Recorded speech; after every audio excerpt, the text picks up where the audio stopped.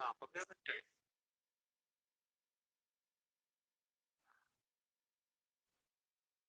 बोले लिखिए।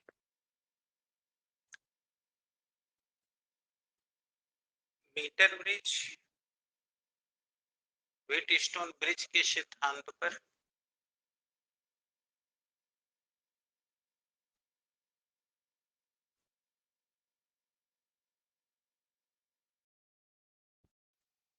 Wheatstone bridge के सिद्धांत पर कार्य करने वाली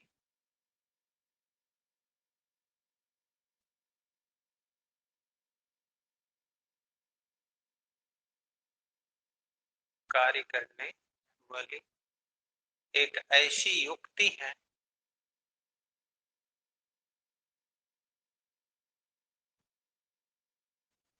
एक ऐसी युक्ति है ओके, जिससे हम किसी भी परिपथ के प्रतिरोध का मान ज्यादा यथार्थता पूर्वक शुद्ध रूप से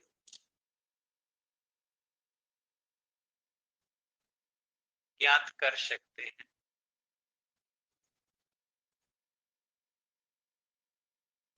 ज्ञात कर सकते।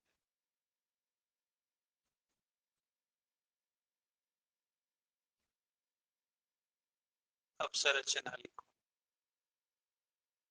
इसमें एक आयत संरचना हेडिंग दो रचना। इसमें एक आयताकार लकड़ी का प्लेट होता है।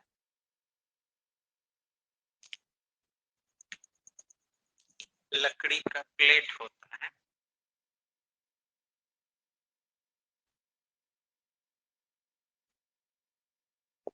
हो गया। जिसके शीर्ष वाले भुजा पर फास्फर ब्रांज धातु की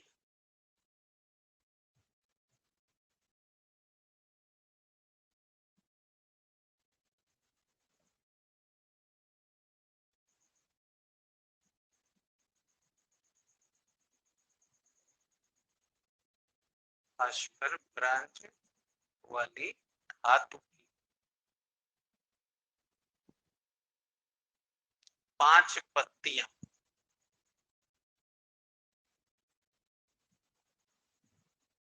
लगी होती है।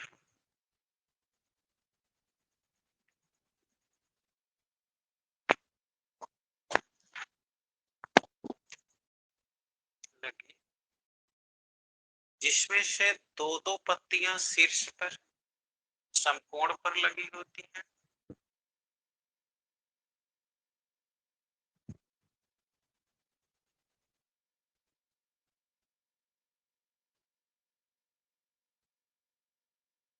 शीर्ष पर समकोण पर लगी होती है। देख रहे हो लगी है। और बड़ी पत्ती बीचों बीच लगी होती है।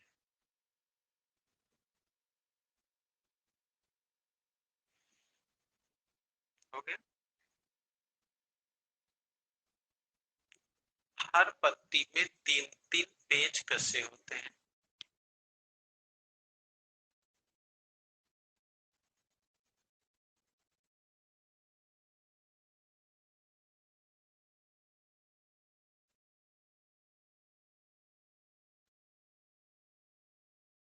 तीन तीन पेच कसे होते हैं।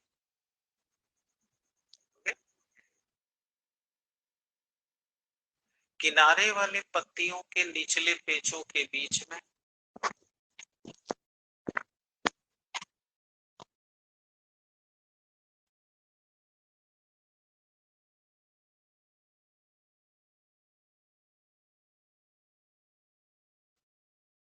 के बीच में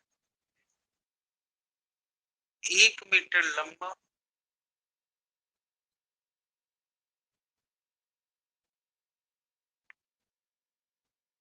1 मीटर प्रतिरोधी तार लगा होता है।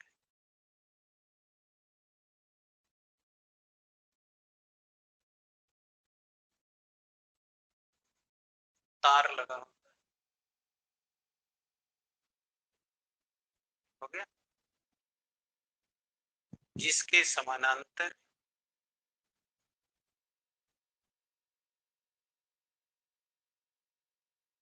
एक मीटर स्केल लगी होती है।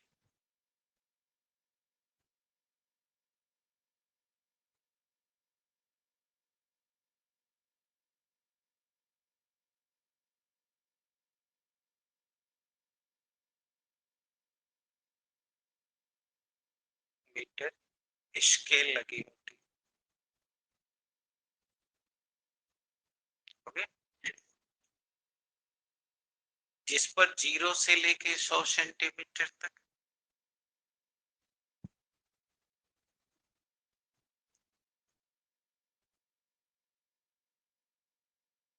100 सेंटीमीटर तक निशान अंकित होते हैं।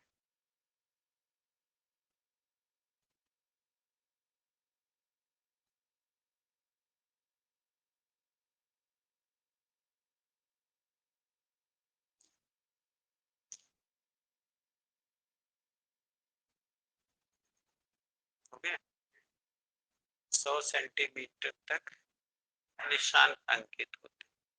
तो ये हो गई संरचना। अब चलो देखो कि प्रैक्टिकल कैसे करते हैं। आओ देखो, देखो रेजिस्टेंस निकालने के लिए पहले काम ये करते हैं कि जिस रेजिस्टेंस का हमको मान निकालना है उसको इस पेज से इस पेज के बीच जोड़ देते हैं। अब हम सेल लेते हैं, सेल के प्लस टर्मिनल से कनेक्टिंग वायर निकालकर यहाँ ए सिरे से जोड़ते हैं। फिर यहाँ से आरबी पढ़ा चुके हैं, तुम लोग पढ़ लिए हो क्लास में, प्रतिरोधी बॉक्स से जोड़ देते हैं।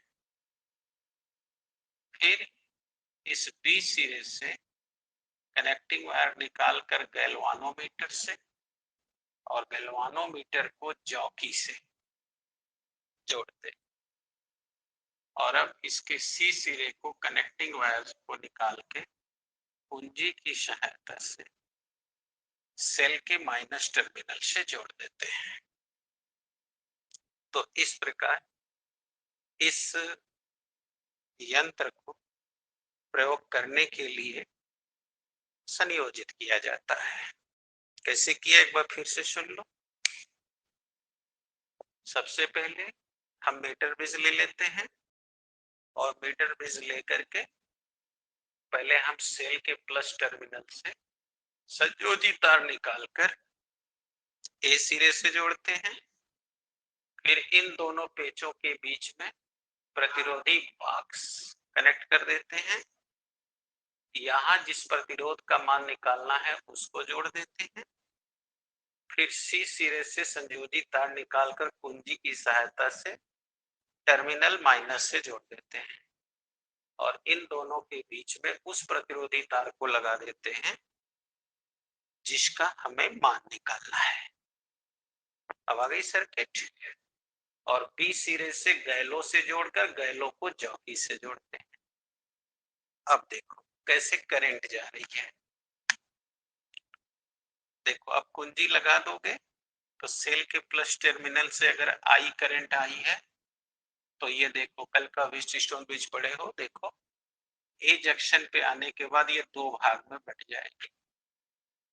अगर इधर I1 जा रही है और इधर I2, तो I1 करंट देखो आरबी में से गुजरेगी और I2 करंट यहां से। तो अगर आरबी वाले को हम P मान लें, जैसा कि कल व्हीटस्टोन ब्रिज के सिद्धांत में दिया गया था कि P by Q is equal to R by S। कहा गया था कि अगर चार प्रतिरोधी तारों को समांतर चतुर्भुज के क्रम में जोड़कर उनमें धारा प्रवाहित की जाए तो संतुलनावस्था में संलग्न भुजाओं में जोड़े गए प्रतिरोधों के अनुपात आपस में बराबर होते हैं। तो अब ये I1 करंट इसमें से जाएगी और यहाँ जाने के बाद विभव भी हो जाएगा। और अब जाकी को उठा के इस 1 मीटर लंबे वायर पे रखेंगे। कहा? जहां की हमको ये गैलो 0 इंडिकेट कर देगा। तो जहां अगर मान लो कि डी बिंदु पर रखने पर यह 0 इंडिकेट कर दिया, तो इसका मतलब यहाँ का उत्पन्न विभव और यहाँ का उत्पन्न विभव बराबर हो गया। अब यही है संतुलन अवस्था। तो अब ये I1 करंट अब सीधे आगे इस R में चली जाएगी और इधर से I2 करंट यहाँ से होती हुई C पे आ जाएगी और फिर ये दोनों मिल के देखो I हो गई, सर्किट कंप्लीट हो गया। तो अब हम यही जॉकी उठा करके इस 1 मीटर लंबे वायर पे रखते हैं जहां हमको यह 0 इंडिकेट कर दे। तो जैसे ही 0 इंडिकेट कर देगा बस उसी को पढ़ लेंगे। अब सपोज कर लो कि वो यहाँ डी पे दिखा दिया। अब मान लो ये 30 है, ये 40 है, यहाँ बीच में 31 32 को लिखा रहेगा। सपोज कर लो कि ये 35 लिखा है, तो बोलो यहाँ से लेके यहाँ तक का वैल्यू क्यू हो जाएगा और यहाँ से लेके यहाँ तक का वैल्यू एस हो जाएगा। तो अगर ये 35 है तो बोलो ये कितना हो गया? 65। 100 में से 35 घटा दें तो अब आरबी में से जो रीडिंग लिया गया वो पी हो जाएगा, जहाँ संतुलन मिला वो क्यू हो जाएगा और ये वाला जो है 100 में से घटा देंगे वो यस हो जाएगा। और तब ये 3 डाटा पता हो जाने के बाद चौथा अपने से आ जाएगा। तो इस तरह हम रेजिस्टेंस का मान याद कर। क्लियर हो गया? तो अब यही बात है, लिख लो।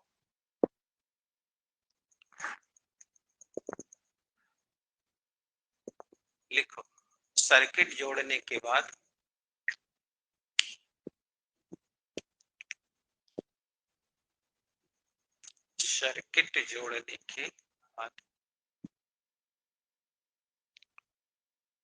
जाकी को उठाकर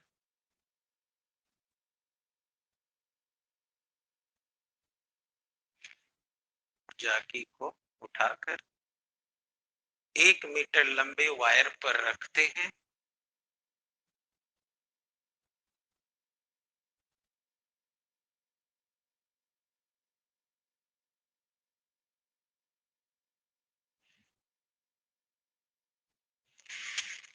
एक मीटर लंबे वायर पर रखते हैं, हो गया। और संतुलन बिंदु प्राप्त करते हैं।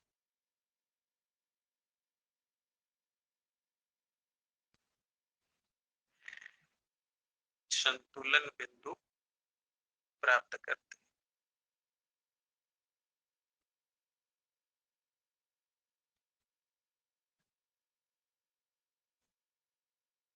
हो गया, संतुलन बिंदु प्राप्त करते हैं। अब जहां हमें संतुलन मिल जाता है उस लंबाई को पढ़ लेते हैं।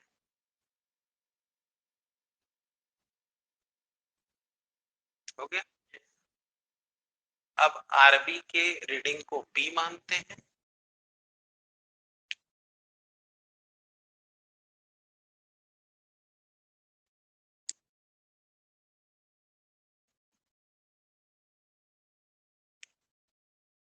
संतुलन बिंदु की लंबाई को क्यू,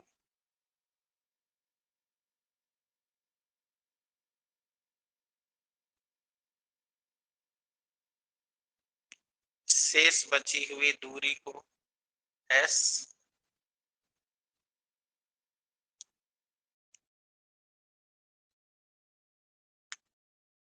मान लेते हैं। अब सूत्र P बाई क्यू, सूत्र P by Q is equal to R by S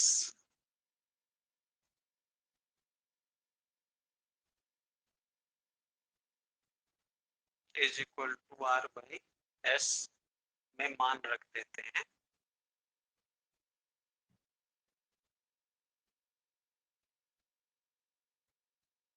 तो इस प्रकार आर जो अज्ञात है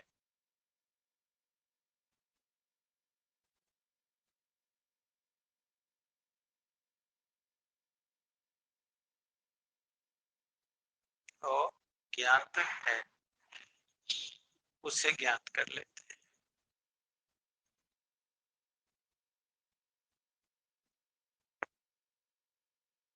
उसे ज्ञात कर लेते हैं।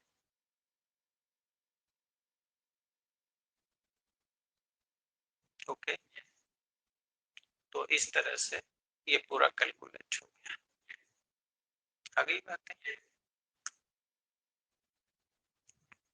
अब कोई दिक्कत है? चलो,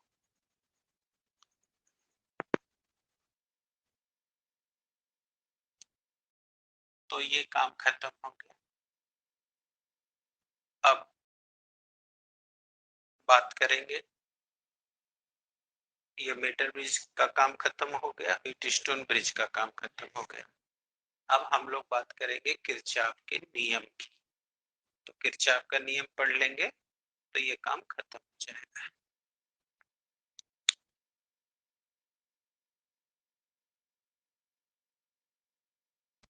किरचॉफ का नियम,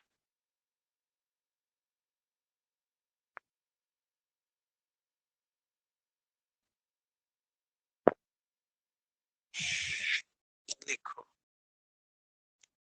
बंद परिपथ के लिए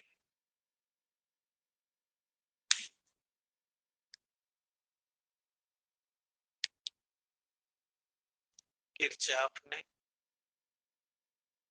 कुल 2 नियम प्रतिपादित किए।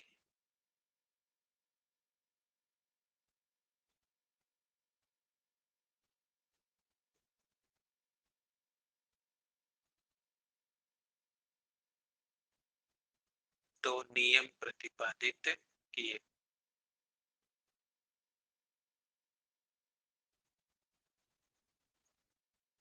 हो गया, जिन्हें क्रमशः किरचॉफ का प्रथम नियम,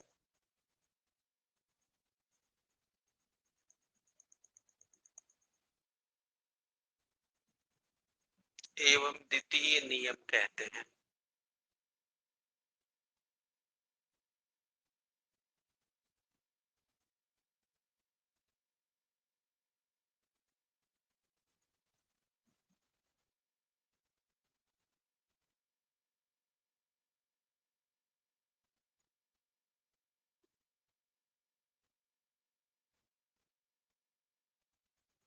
द्वितीय नियम कहते हैं।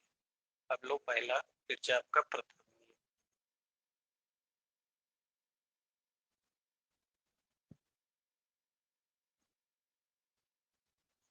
किरचॉफ का प्रथम, लिखो, यदि किसी भी बंद परिपथ में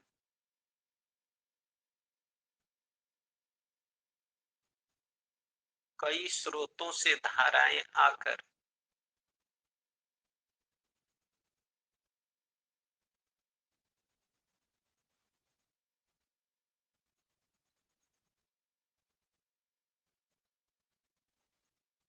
कई स्रोतों से धाराएं आकर किसी एक बिंदु पर मिलती हैं,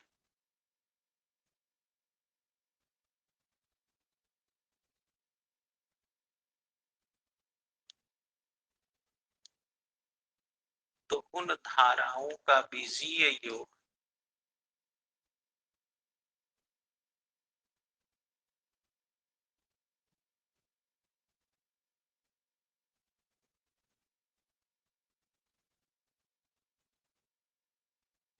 बीजीय योग हमेशा शून्य होता है।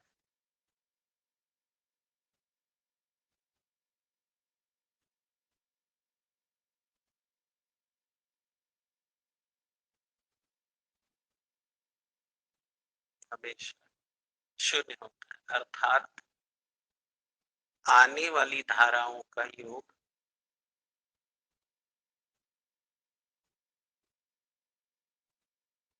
जाने वाली धाराओं के योग के बराबर होता है।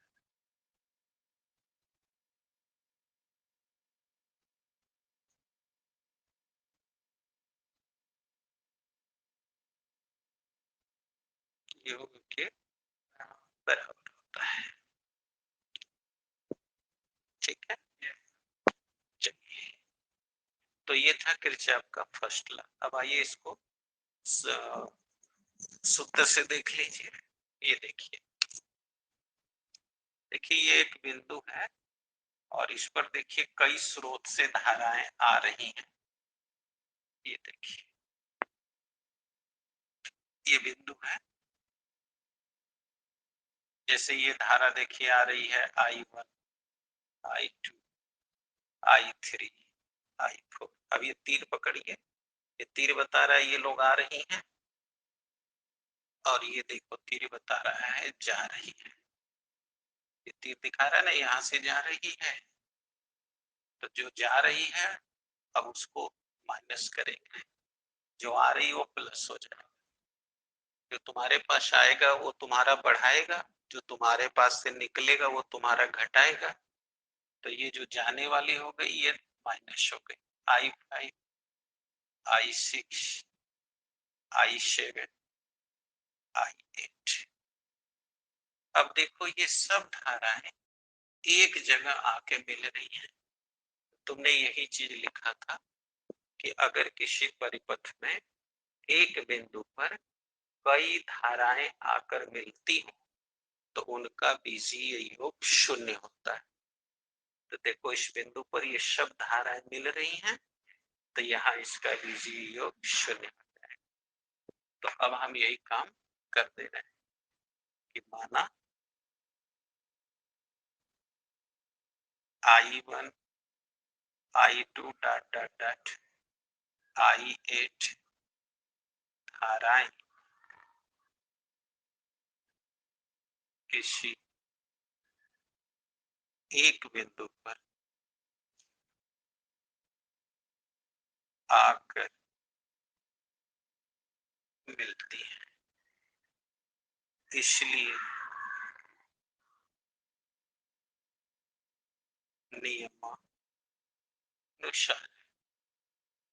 क्या कह रहा है नियम, कि इन सभी का बीजीय योग शून्य हो। तो नियमानुसार लिख दीजिए, सभी धाराओं का बीजीय योग शून्य।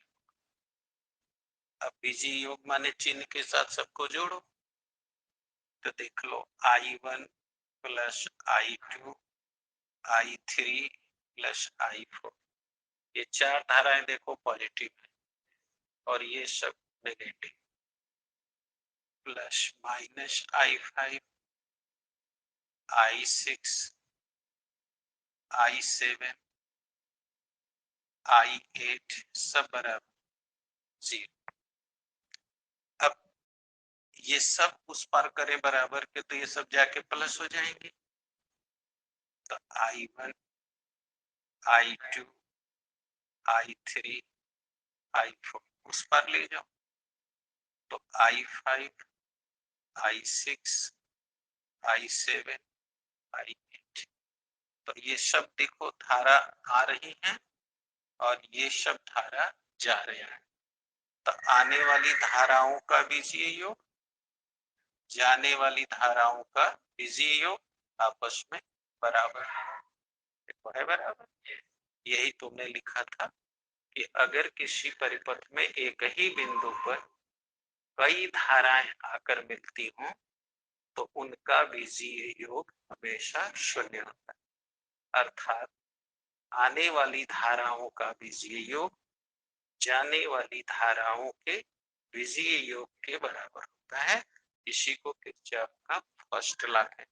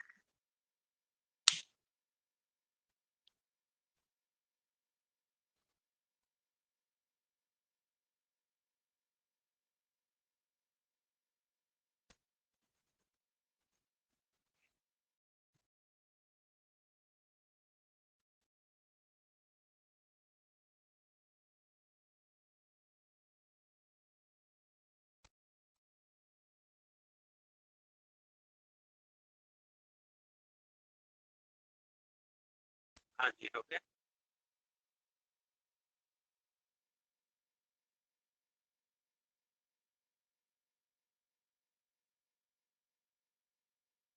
अब आ जाइए किरचॉफ का द्वितीय नियम।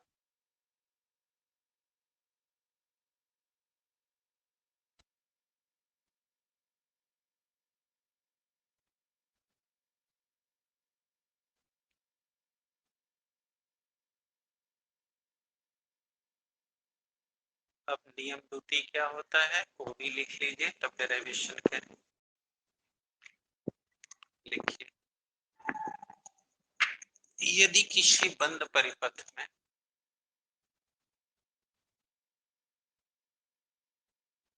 कई स्रोतों से धाराएं बह रही हों,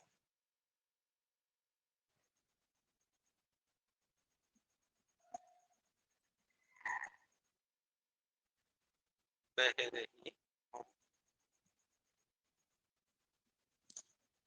तो उनके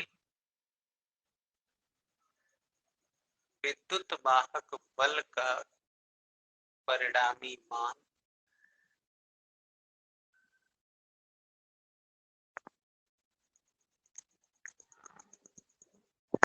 विद्युत वाहक बल का परिणामी मान हो गया। परिणामी मान प्रवाहित धारा से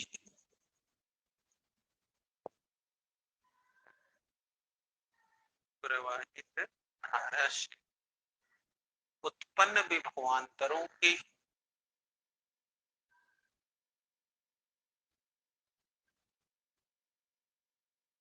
उत्पन्न विभवांतरों के परिणामी मान के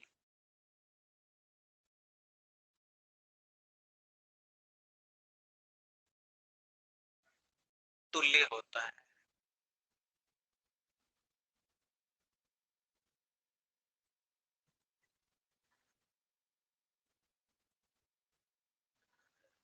परिणामी मान के तुल्य होता है। ठीक है, अब आइए देखिए,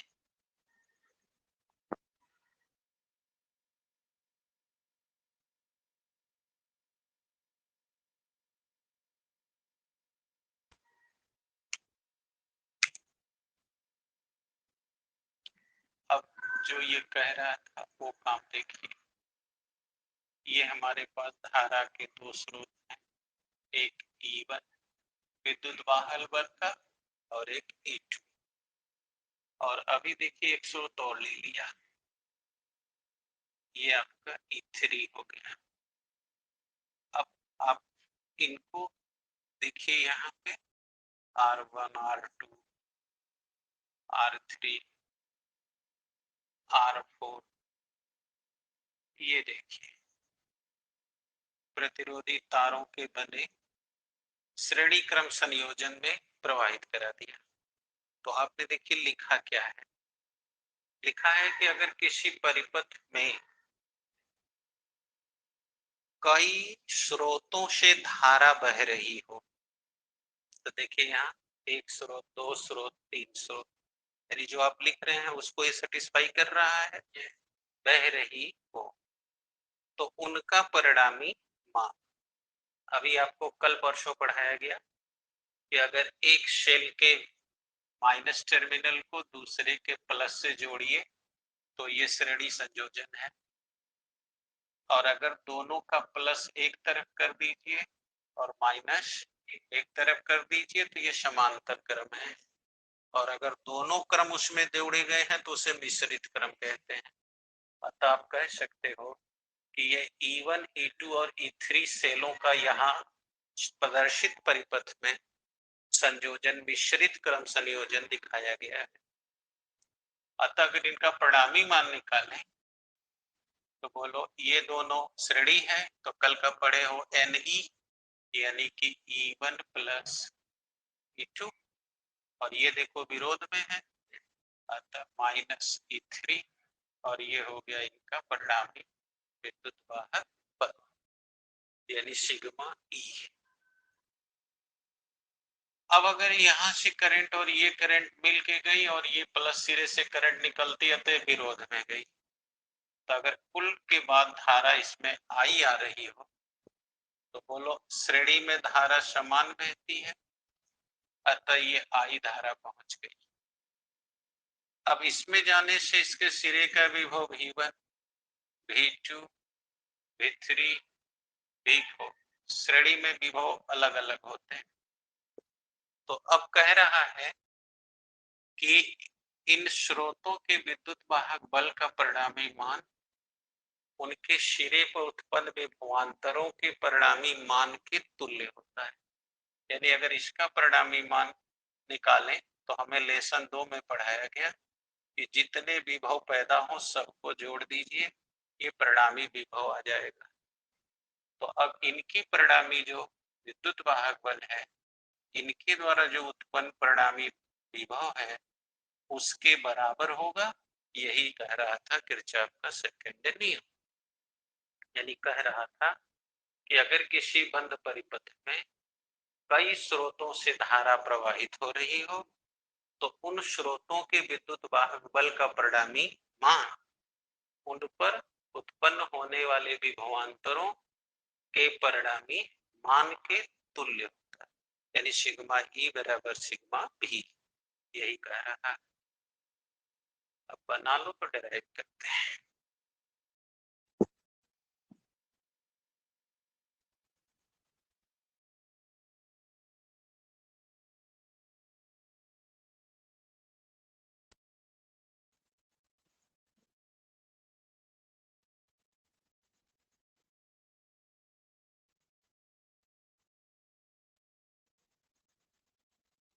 यदि समझ में आ रहा हो तो आप चैट में अपनी बात कह सकते हैं।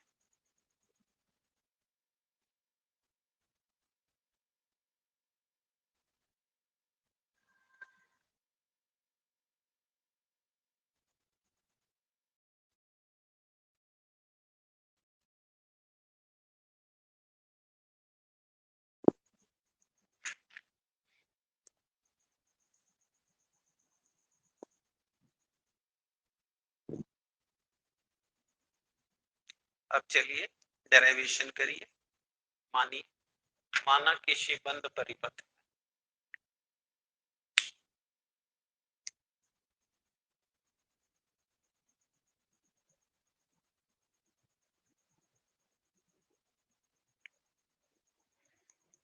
किसी बंद परिपथ में 3 शेल लिए गए हैं जिनके विद्युत वाहक बल क्रमशः E1, E2, E3।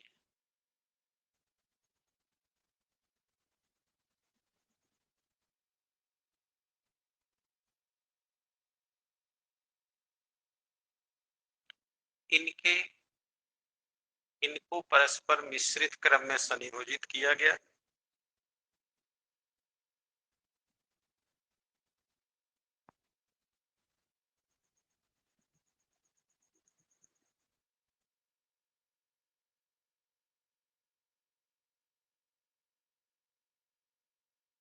संयोजित किया गया है। इस संयोजन से 4 प्रतिरोधी तार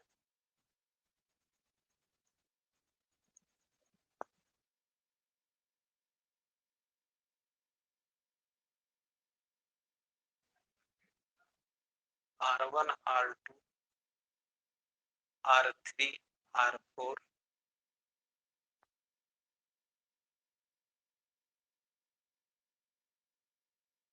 R3, R4 हो गया। R1, R2, R3, R4 हाँ जी हो गया। श्रेणी क्रम में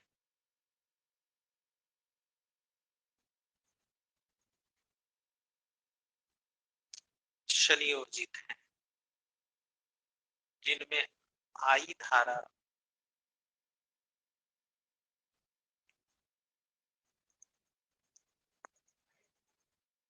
जाने से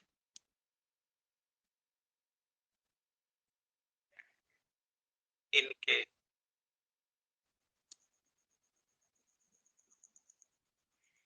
सिरों पर क्रमशः V1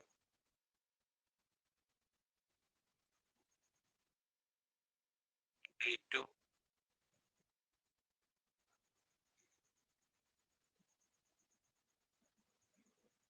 V3 एवं V4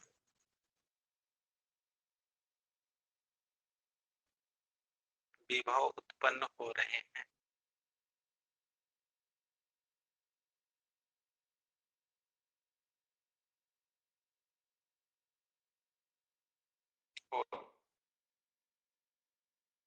ठीक है, इसलिए नियमानुसार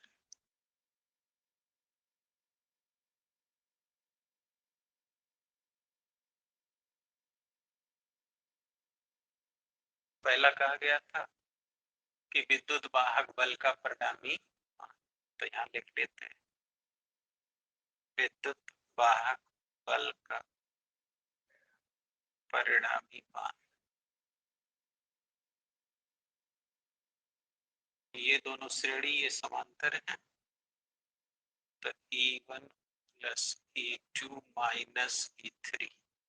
ये देखिए, इनसे धारा एक दिशा में है, यहाँ अपोजिट है, तो ये विरोध कर रही है, ये सहयोग कर रही है।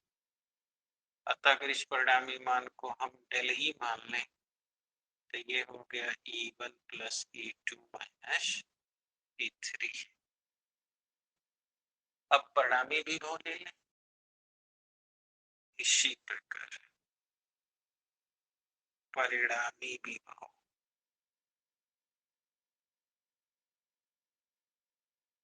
तो आपके पास रूल है कि अगर विभव कई पैदा हो रहे हों तो सबको जोड़ दिया जाए, वही उसका परिणामी विभव कहलाता है। तो परिणामी विभव बराबर यहाँ कुल 4 विभव जनरेट हो रहे हैं, तो लिखते हैं V1 plus V2 plus V3 plus V4। तो अगर परिणामी विभव को सिग्मा भी कहा जाए तो V1 plus V2 V3 plus V4। अब हल कर लो, बोलो श्रेणी में धारा समान जाती है तो V बराबर IR, तो करंट I जा रही है, रेजिस्टेंस R1 है, तो IR1 IR2 IR3 IR4। I common ले लिया गया, अब R1 plus R2 plus R3 plus R4। अब ये हो गया I। बोलो श्रेणी में इसे तुल्य प्रतिरोध कहते हैं, अगर तुल्य प्रतिरोध R से डिनोट कर दें तो R बराबर इतना हो गया, क्योंकि इसको श्रेणी में तुल्य प्रतिरोध कहते हैं। अब हमारा रूल था कि सिग्मा E बराबर सिग्मा V। कहा गया था कि अगर बंद परिपथ हो तो सबका परिणामी विद्युत वाहक बल परिणामी विभव के बराबर होता है, यानी CE बराबर सिग्मा V। तो सिग्मा भी अभी हल किया हूं तो IR आ गया है, और अब इसको भी हम अगर E से डिनोट कर दें तो अब हमारा फार्मूला आ गया E बराबर IR। तो ये हो गया किरचॉफ का सेकंड लॉ। अब जहां भी किसी परिपथ में R का मान 1 से ज्यादा रहेगा तब ये न लिख के उसके जगह R1 R2 R3 ये सब लिख दिया जाएगा, और उससे उनका विभव जोड़ के इसके बराबर कर दिया जाएगा। तो यही है किरचॉफ का सेकंड लॉ।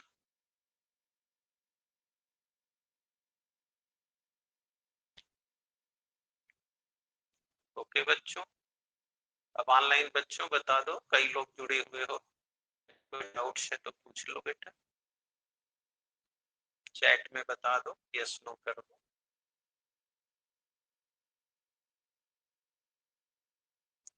तो ये आपका आ गया किरचॉफ का सेकंड लॉ।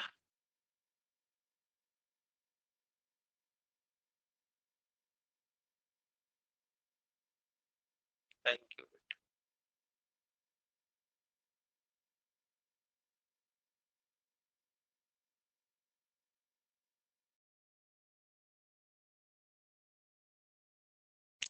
थैंक यू बेटा आदित्य, थैंक यू बेटा नंदिनी, आपने हमें इन्फॉर्म कर दिया।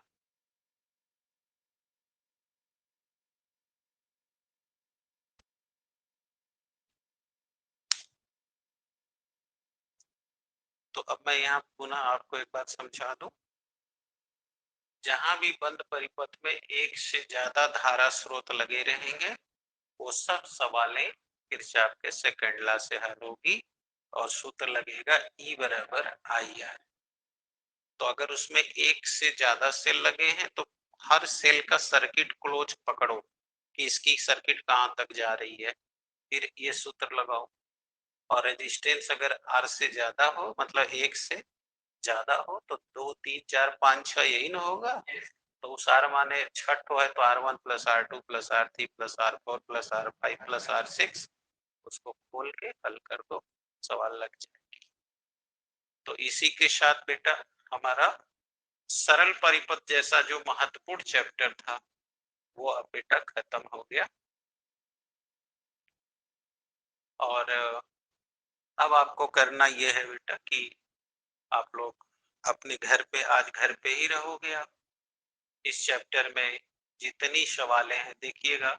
जैसे अभी तो मैंने किरचॉफ लॉ पढ़ाया, तो किरचॉफ लॉ के सवाल अलग होंगी, जो आपने इसके पीछे मीटर ब्रिज पढ़ा उसकी अलग होगी, जो जो पढ़ा सबकी अलग अलग है। तो अब आप कर लो बेटा, और जो आपको प्रॉब्लम है निशान लगा लो, और जब आप कल आपको मैसेज दिया जाएगा कि कल कब आना है, कैसे आना है, तो आप अपनी सवाल ले आके यहाँ पूछ सकते हो। अब मैं 1 मिनट और बतिया करके तब आगे का प्लान कर रहा हूँ। अब आप सब बच्चे ये जानते हो कि इलेक्ट्रिसिटी हमारे को फिजिक्स में कुल 5 सेक्टर पढ़ना है। इसमें पहला सेक्टर था इलेक्ट्रिसिटी, तो आज हमारा इलेक्ट्रिसिटी वाला जो खंड है वो खत्म हो गया बेटा। अब इस चैप्टर की कुल न्यूमेरिकल रह गई बेटा, तो आप पूछोगे वो भी हो जाएगी। तो इस तरह से हमारा इलेक्ट्रिसिटी खत्म। अब इसमें जो ध्यान देने वाली बात है बेटा वो ये है कि इलेक्ट्रिसिटी में कुल 5 चैप्टर हैं और पांचों के पांचों इम्पोर्टेंट है। इसमें ये वाला चैप्टर तो बहुत ही इम्पोर्टेंट है, जैसा कि आपने देखा कितना बाई इसमें भरा हुआ था, क्योंकि सारे सातों प्रैक्टिकल जो इलेक्ट्रिसिटी में आपको कराऊंगा वो इसी में है। तो आपको इसको अपना मैनेज करना है। अब इसके बाद मैग्नेट शुरू होता है, यानी जो दूसरा खंड है। तो हमने आपको एक बार कहा था, याद होगा आप लोग को, कि 5 जो खंड पढ़ने हैं उसमें लाइट वाला खंड छोड़ दिया जाए तो बाकी पांचों 4 खंड जो बच गए वो सब आपको अति आसान लगेंगे यदि इलेक्ट्रिसिटी आपको पूरी अच्छी तरह तैयार है।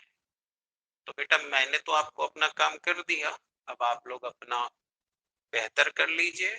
प्रॉब्लम है बेटा 100 बार पूछ लीजिए।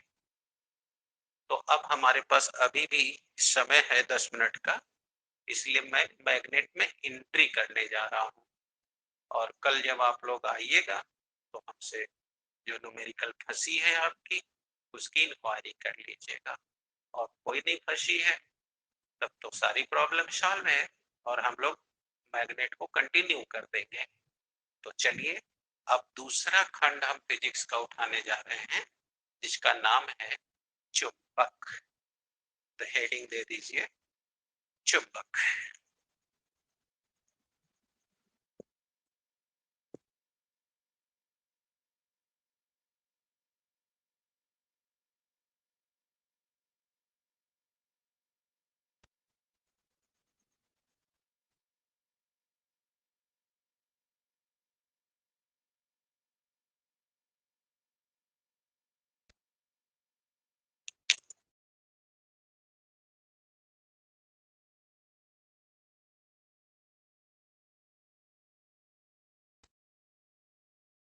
मैग्नेट यानी कि चुंबक।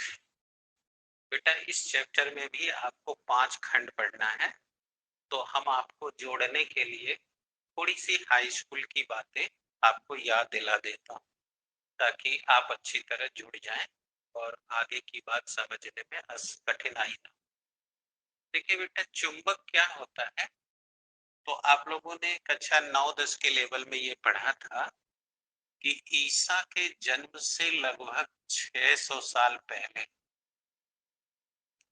600 साल पूर्व एशिया माइनर के पास, ध्यान से सुनिएगा बेटा, एशिया माइनर के पास मैग्नीशिया नामक स्थान है। मैग्नीशिया नामक स्थान के पास पत्थरों का एक ऐसा समूह पाया गया, या कह लीजिए कि एक ऐसा पहाड़ पाया गया, क्योंकि जहां पत्थर ज्यादा हो गए इसका मतलब पहाड़ हो गया। तो पत्थरों का ये समूह यानी एक पहाड़ पाया गया, जिसमें देखा गया कि इनमें एक विशेष गुण है। और वो विशेष गुण क्या है कि अगर कोई लौह वस्तु इनके एरिया में चारों तरफ कहीं आ जाती है तो ये उसे खट से खींच लेते हैं, ये खट से खींच लेते हैं। दरअसल बात यह है बेटा, अगर इसकी कहानी को थोड़ा सा आप लोग और बढ़िया से सुनो तो आपको बता दूं कि पहले जमाने में जो बातें लोगों को समझ नहीं आती थी, अर्थात उनके दिमाग से वो चीज हल नहीं हो पा रहा है, तो देखना बेटा, उस जमाने में लोग उसे ईश्वरीय शक्ति या कोई अलौकिक शक्ति या भूत प्रेत ऐसा कुछ वो लोग नाम दे देते थे। तो उसी तरह एशिया में जिस जगह की मैं बात कर रहा हूं कि एशिया माइनर के पास मैग्नीशिया नामक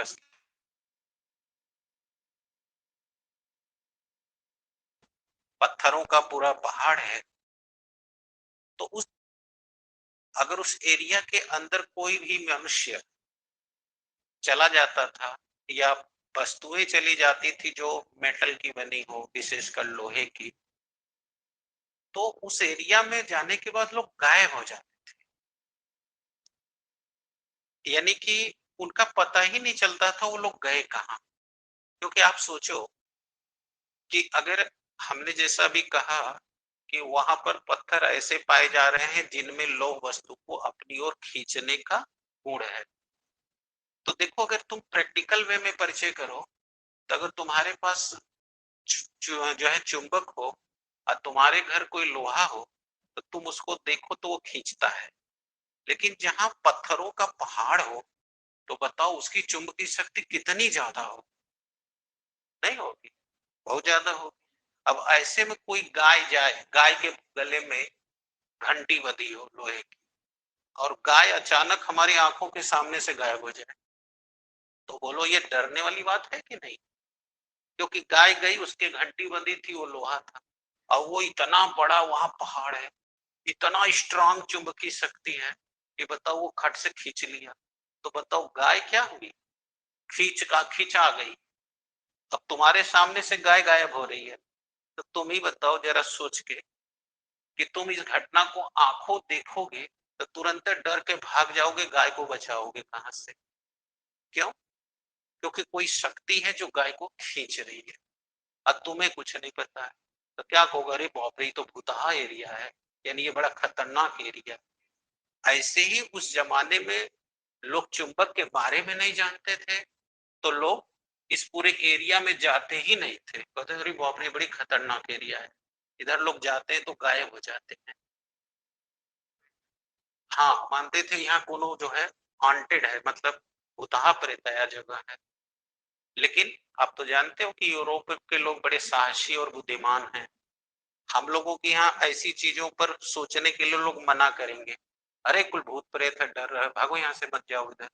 लेकिन यूरोप वाले इंटेलिजेंट हैं, अतः वो इस एरिया में गए और जब गए तब उस जगह भी पहुंचे जहां की बात हो रही, तब वहां देखा कि अरे इस पत्थरों में ये गुण है कि लोहे को खींच रहा है, अर्थात ये कोई भूत प्रेत शक्ति नहीं है, वो शक्ति ये है।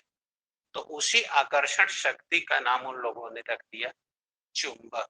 क्यों रख दिया? क्योंकि वहां पर जो पहाड़ थे वो मैग्नीशिया नामक जगह पे थे, और मैग्नीशिया को ग्रीक भाषा में बोलेंगे तो मैग्नेट शब्द से बनता है, जिसका अर्थ ही है खींचना यानी चुंबक।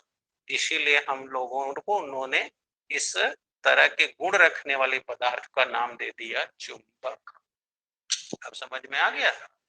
अब ये चुंबक चूंकि हमने नहीं बनाया ना आपने बनाया, ये तो प्रकृति में मौजूद था ना, इसीलिए इस चुंबक को कहा गया नेचुरल मैग्नेट, यानी कि प्राकृतिक चुंबक। आगे बात समझे। तब जान गए चुंबक का पता कैसे चला। फिर से सुन लो। ईसा के जन्म से 600 साल लगभग पूर्व एशिया माइनर के पास मैग्नीशिया नामक स्थान पर ऐसे पत्थरों का पहाड़ या समूह पाया गया जिनमें एक विशेष गुण था, और वह विशेष गुण ये था कि ये लौह वस्तुओं को अपनी ओर खींच लेते थे। तो इसी विशेष गुण रखने वाले इन पत्थरों को उस मैग्नीशिया नामक स्थान के पाए जाने के कारण इनका नाम रख दिया गया मैग्नेट, जिसे आज हम क्या कहते हैं, चुंबक कहते हैं। यानी मैग्नेट अंग्रेजी में बोलते हैं और हिंदी में कहते हैं चुंबक। अब समझ आ गई। तो अब चाहो तो आप लोग लिख सकते हो कि मैग्नीशिया नामक स्थान पर पाए गए वह पत्थर जिनमें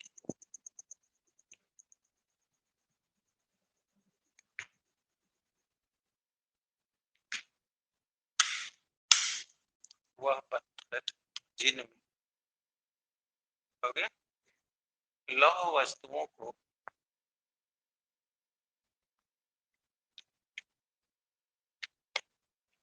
अपनी ओर आकर्षित करने का गुण होता है,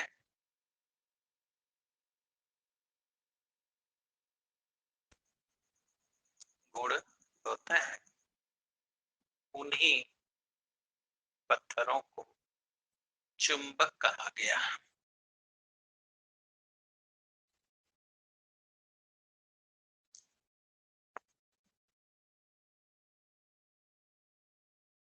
पत्थरों को चुंबक कहा गया। तो शुरू शुरू में इस प्रॉपर्टी की वजह से, अभी जो प्रॉपर्टी बताया कि लौह वस्तु को खींच ले रही है, इस प्रॉपर्टी की वजह से ऐसे गुण रखने वाले पत्थरों को चुंबक बोल दिया गया। लेकिन अब जब कोई चीज मिलती है तो अब उसका वो एक सिस्टम बनाते हैं ताकि ज्यादा से ज्यादा जाना जा सके और उसका लाभ उठाया जा सके। तब वैज्ञानिकों ने इस पर अब रिसर्च शुरू किया, और जब रिसर्च शुरू किया तो उन्होंने कुछ रहस्यों का पता लगा लिया, और उस रहस्य के आधार पर चुंबक के गुण बताए गए, और गुण बताने के बाद चुंबक की परिभाषा को अब जो अभी अभी लिखा गया उसको संशोधित करके एक नई परिभाषा बना दी गई जो आज के डेट में मान्य है। यानी आज के डेट में चुंबक किसे कहेंगे, जो अभी बताएंगे वही कहेंगे। यानी अभी जो लिखा है वो पूरी परिभाषा नहीं है, यानी केवल इस आधार पर हम मैग्नेट नहीं कर सकते। समझ आ गई। तो अब जानना चाहिए ना कि वो क्या है। तो हेडिंग दे दो मैग्नेट के गुण।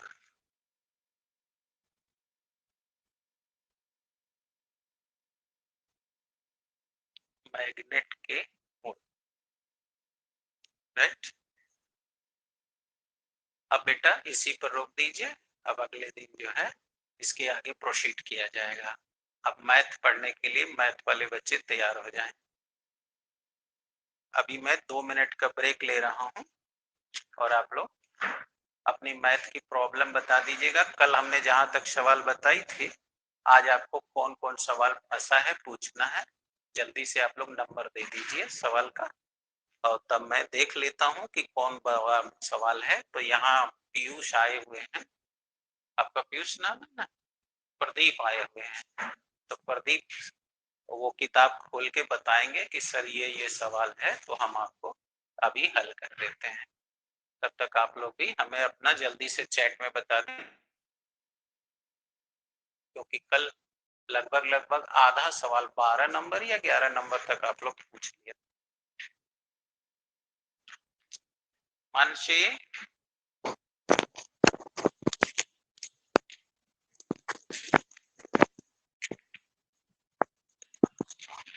मानसी,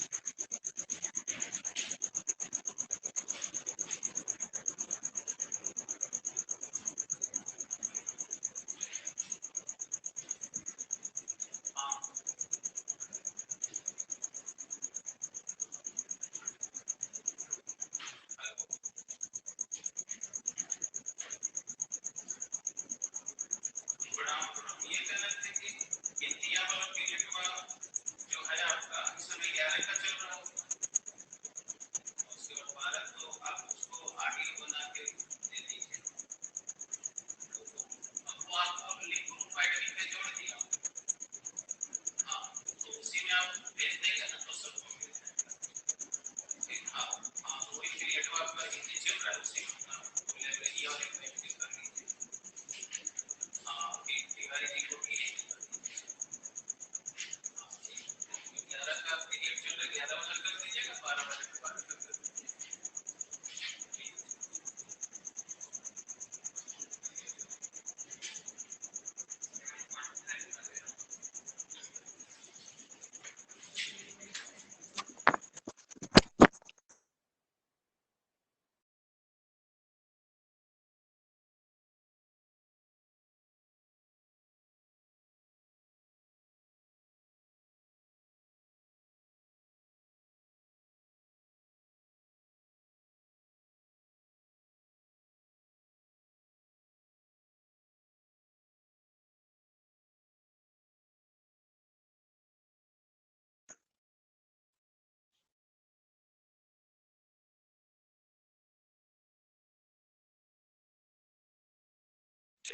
आप 13 बोल रहे हो?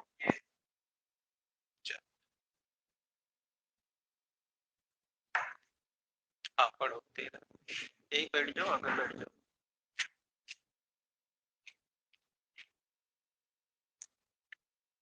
बैठ। 13 है, 7.6 खोले हो ना? 7.5 का ये खत्म हो गया, 7.6 चल रहा है।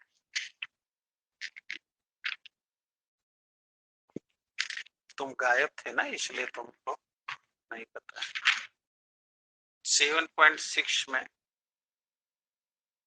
ये लोग बोले हैं 15, तो पहले 15 बताते हैं, इसके बाद तुमको भी जो नहीं आ रहा है अपना पूछ लेना। x² + 1 log x। लो बेटा, बैठो। तो बेटा पहले हम क्या करें, इंटीग्रेशन 3x कर दें। तो आप जानते हो कि अब ये गुणन विधि हो गई, इसमें एक से ज्यादा है, तो हमने सीखा है कि इसी को हम कहते हैं पार्ट इंटीग्रेशन। तो हम ये वाला फैक्टर लेंगे तो इसका आसानी से अवकलन कर लेंगे, क्योंकि इसका समाकलन का फॉर्मूला नहीं होता। तो इसको हम फर्स्ट पार्ट मान लें, इसको सेकंड पार्ट मान लें। तो अब ये हो गया log x integration x square plus 1 into dx integration dy dx log x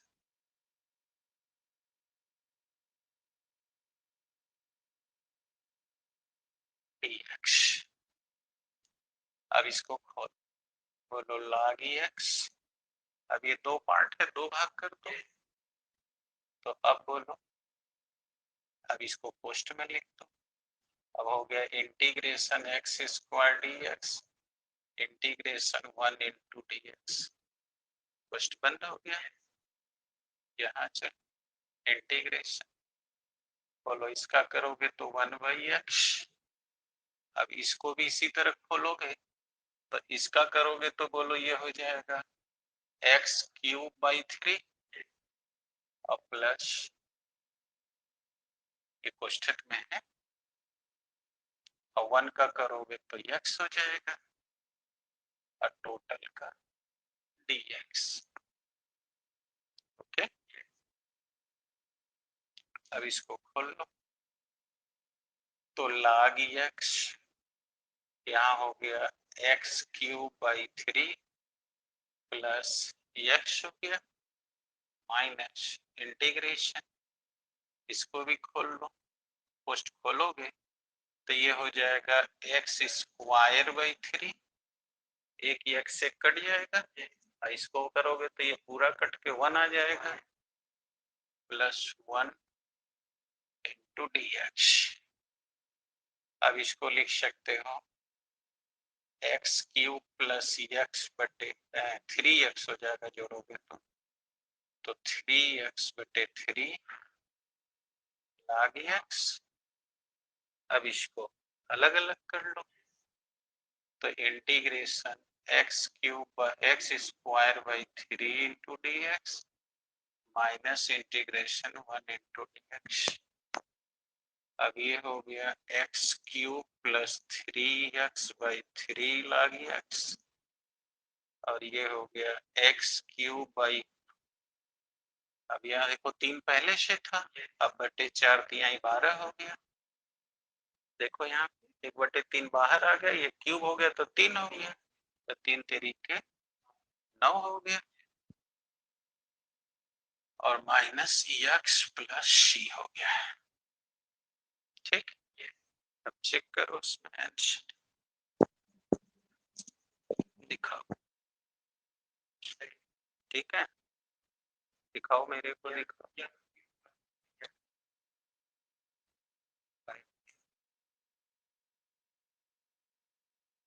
ठीक है,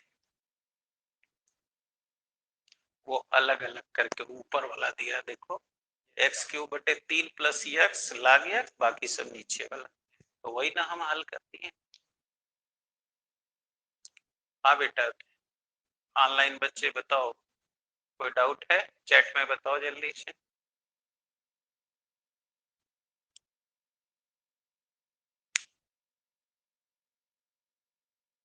स्टेप देख लो, अगर दिक्कत है तो बताओ और तोड़ देंगे।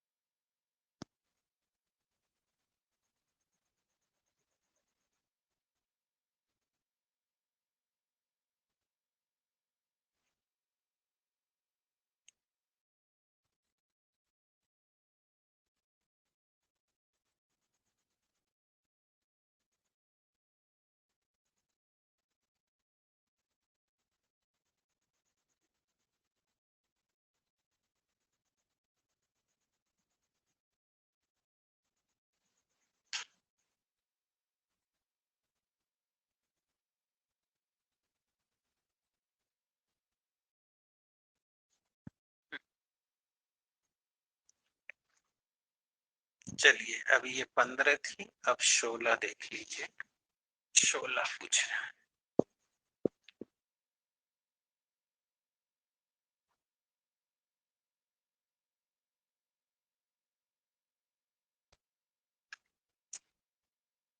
ई power x sine x cos x, e power x sine x plus cos x.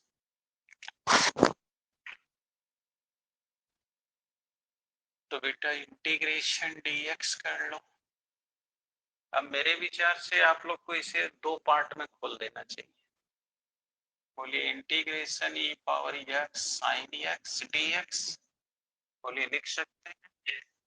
Integration e power x cos x dx लिख सकते हैं।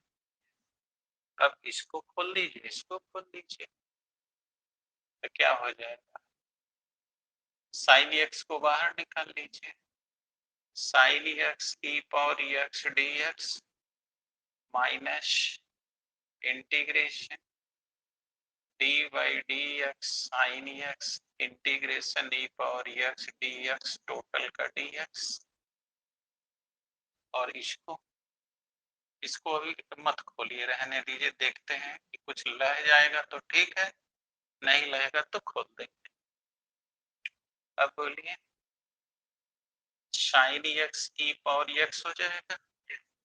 अब इधर चलिए इंटीग्रेशन साइन का बोलिए cos एक्स हो गया, ई पावर एक्स का ई पावर एक्स हो गया, dx हो गया। देखिए फायदा हो गया खोलना खोलने का, देखिए हो गया फायदा।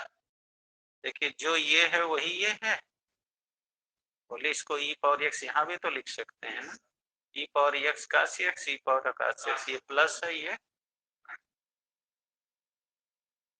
कट गया।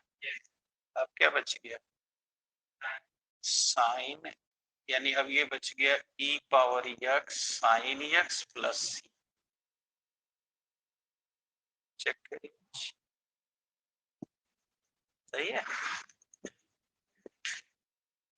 तो e power x sine x plus c दिखाइए मुझे।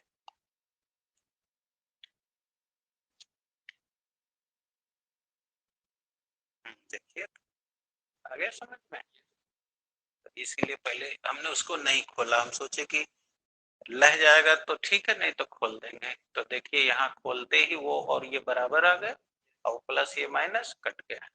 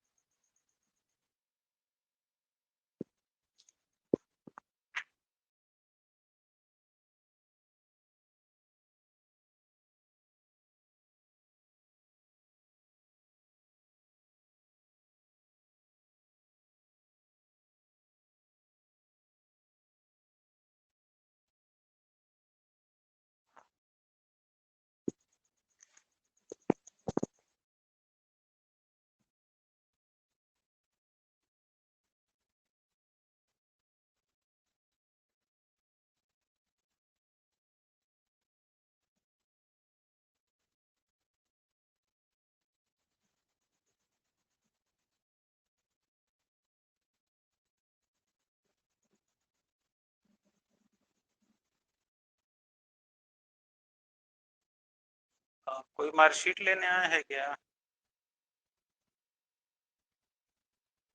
कोई लड़का आया है मार्कशीट लेने। ठीक।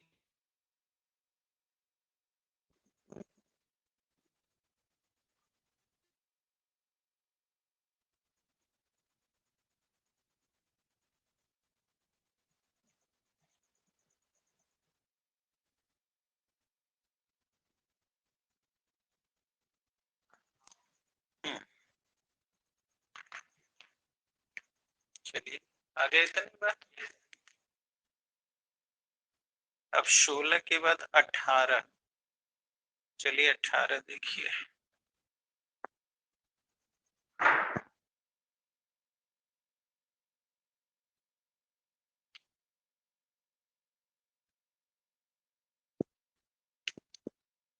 के power x 1 plus sine x बटे 1 प्लस काश एक्स।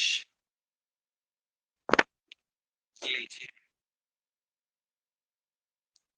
बोलिए। Integration e power x 1 plus sine x बटे 1 प्लस काश एक्स dx। बोलिए इंटीग्रेशन, बोलिए 1 प्लस, बोलिए साइन एक्स को लिख दें 2 साइन एक्स बाई 2 काश एक्स बाई 2 कुल के बटे 1 प्लस काश एक्स 2 काश square x by 2 minus 1 into dx। अब बोलिए 1 से 1 कट जाएगा। अब इंटीग्रेशन, अब बोलिए बच गया e power x in bracket 1 plus 2 sine x by 2 cos x by 2 into dx cos square x by 2। अब इसको अलग अलग करिए, बोलिए इसमें गुणा करें e power x 2 cos square x by 2 into dx plus 2 sin x by 2 into cos x by 2 by 2 cos square x by 2 into dx। बोलिए 2 से 2 कट गया, 1 cos से 1 cos कट गया, और यहाँ बोलिए 1 बाई 2 1 बटे cos minus sec square x by 2 e power x dx हो जाएगा। और इधर बोलिए integration tan x by 2 into dx। अब खोलिए 1 बाई 2, बोलिए सेक स्क्वायर का इंटीग्रेट करेंगे तो tan x, लेकिन अभी तो ये दो पार्ट है ना, तो अब इसको फिर तोड़िए,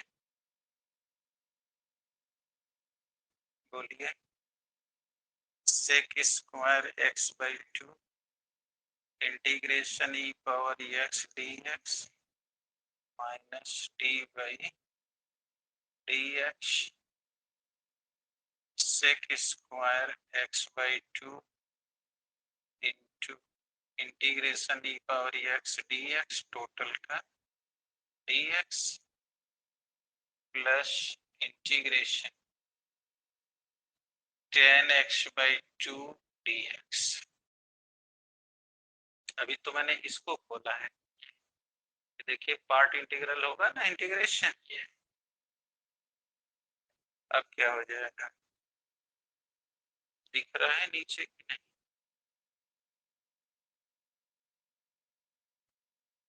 हाँ, इतना दिख रहा है, जगह बनाओ फिर ऊपर का, तो फिर बच्चों को दिखेगा।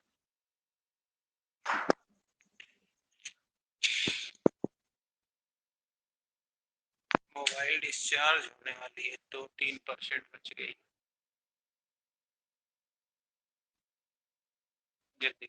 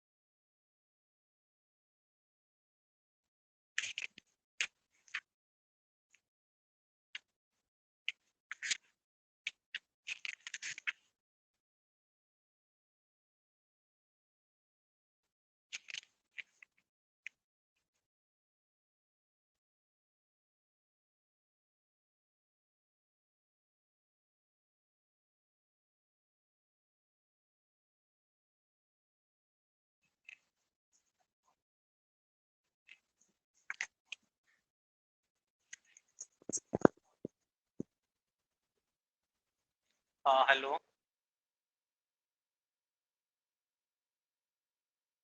हेलो।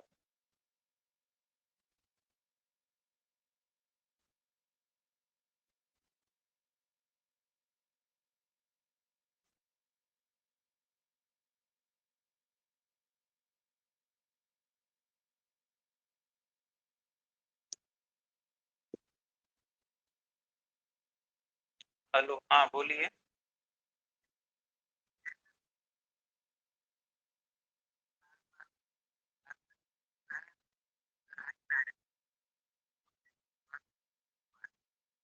हमारे। हाँ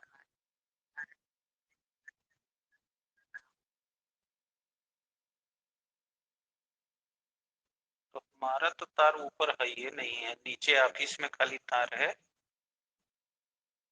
हाँ तो कहीं से वो नहीं कर, बता दीजिए कि हम देखवा ले रहे हैं लेकिन टच कहीं नहीं कर रहा है।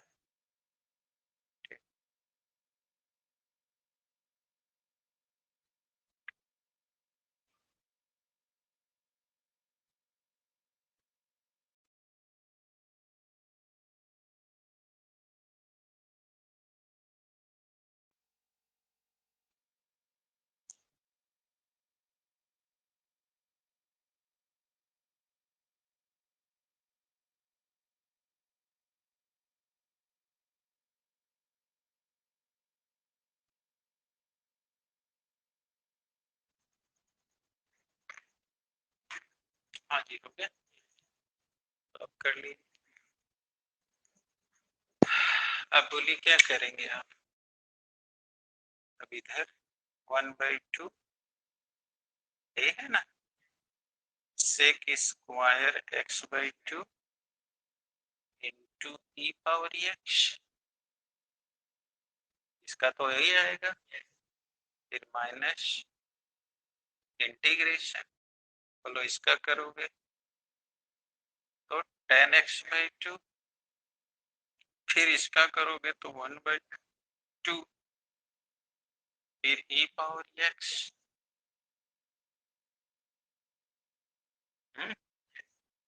फिर ऐसे खोलोगे, अब तो मोबाइल जा रही है बेटा। अब इसके आगे अगले दिन किया जाएगा, मोबाइल डिस्चार्ज हो गई है।